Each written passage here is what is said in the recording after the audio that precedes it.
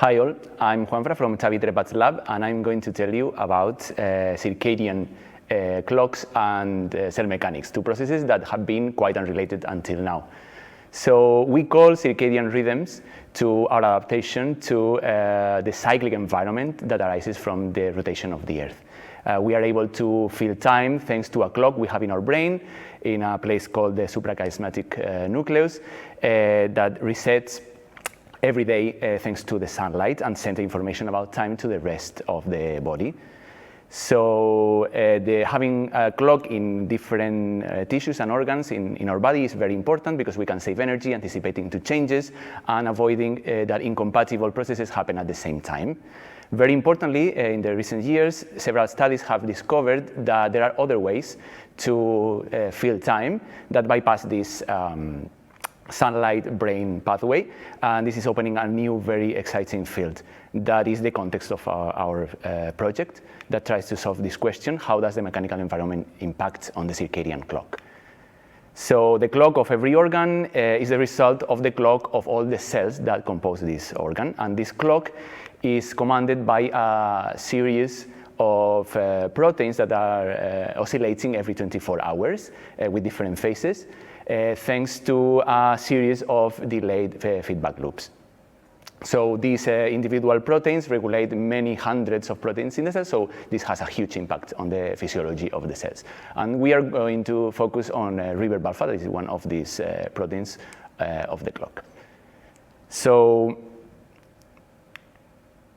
what we are doing is to track the reverb alpha expression on fibroblasts thanks to confocal microscopy live and a promoter that is fluorescent that was developed by Uli Schibler. We can segment, thanks to Fiji and MATLAB, the fluorescence of every cell and get the profile over time of this fluorescence, then do a frequency analysis on these tracks and get how much circadian every cell is and how much circadian a given population of the cells and in a given condition is. And we did this thanks to Leone Rossetti in our lab and Javier Burgues and Santi Marco from Santi Marco's lab. So already pre-pandemic, Juanfra told you 2 years ago that reverb alpha circadian oscillations depend on cell density. So high density cells oscillate on the right, oscillate quite well every 24 hours, while low density cells that move a lot don't oscillate quite properly. And you can see this in this graph here. So, but what's the meaning biologically of cell density? So it could be the result of a chemical factor that is secreted to the cells and cells can feel, or it could be something mechanical. So to discern between these two pathways, we did these two experiments. First, we used conditioned medium from a very high confluent culture of cells that oscillate quite well, and we used it for low density cells that oscillate quite bad. And we would expect that if there is something paracrine that is secreted to the medium that helps the circadian clock, that would increase the circadian strength of the cell population, but we did not see that. We also used a technique in the lab to confine cells using adhesive proteins, to print adhesive proteins.